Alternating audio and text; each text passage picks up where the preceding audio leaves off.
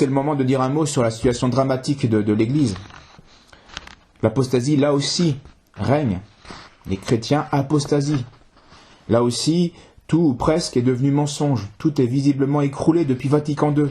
Spiritualité, pratique des sacrements, vocation, doctrine, liturgie, morale. Et malgré l'évidence de cette faillite depuis plus de 50 ans, eh bien, les évêques ne veulent toujours pas voir le lien évident entre révolution de Vatican II et l'apostasie et la déchristianisation des sociétés. Donc cette pseudo-religion moderne est une religion en fait humaniste, compatible avec la maçonnerie, humaniste, terrestre, sans soumission réelle au Christ et à sa doctrine, où des bons sentiments tiennent lieu de catéchisme, où on parle de sauver le climat mais pas de sauver son âme. Et le climat, lui, se sauvera tout seul. On ne parle plus, on ne pense plus à la vie éternelle. Donc cette fausse Église, au service du monde, a adopté d'ailleurs les codes du monde, les exigences du monde, pour se faire pardonner un passé qu'elle ne comprend plus, d'ailleurs qu'elle a renié.